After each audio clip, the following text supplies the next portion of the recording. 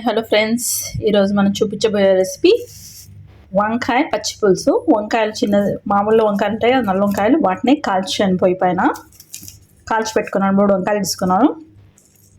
3 ఎండిమిరపకాయలు పొయ్యి పైన కాల్చాను.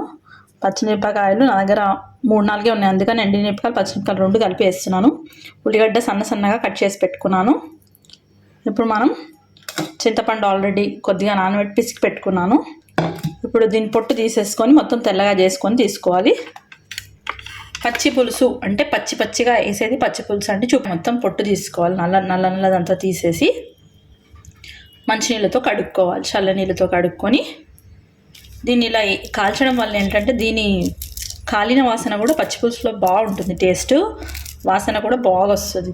తింటుంటే ఇంకా మంచిగా అనిపిస్తుంది. నేను వంకాయలను 3ని ఇలా మెదుపుకోవాలి.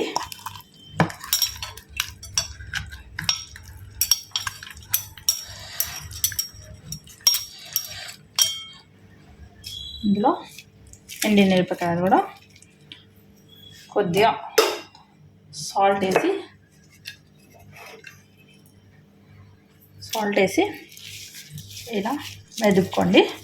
మీ దగ్గర దొడ్డుప్పు ఉంటే దొడ్డుప్పు వేసుకోండి. ఉల్లిగడ్డలు కొంచెం ఎక్కువ ఉండాలి మనకి.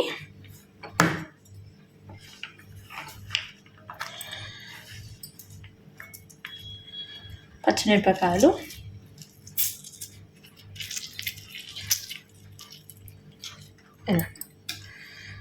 పోపు రెడీ చేసుకుందాం. మనం ఆయిల్ పెట్టానండి. ఆయిల్ వేడైంది. జీలకర్ర వేస్తున్నాను.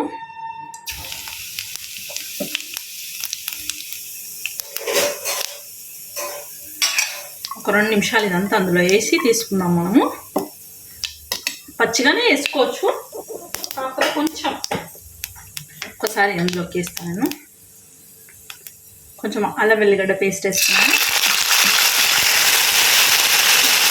చక్కగా కొద్దిగా పచ్చి ఎక్కువ వేసుకోండి కలర్ కోసం. అలా వేసి 2 నిమిషాలు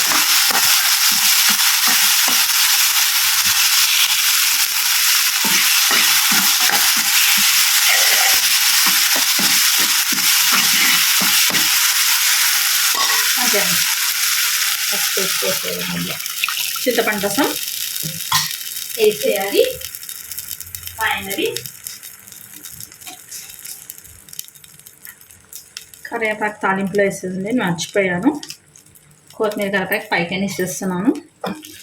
మీరు కావాలంటే ఇందులో నీళ్ళు పులుపు చూసుకొని నీళ్ళు యాడ్ చేసుకోండి. కావాలనుకున్న వాళ్ళు కొంచెం షుగర్ కూడా యాడ్ చేసుకోవచ్చు ఇందులో. అంతే అండి, రెడీ. వంకాయ పచ్చి పులుసు రెడీ. చూడండి వంకాయ పచ్చి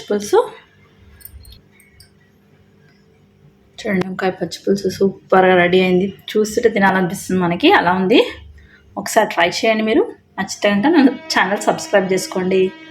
మీకు కనుక నచ్చినట్లయితే ఛానల్ సబ్స్క్రైబ్ చేసుకోండి. Thank you for watching.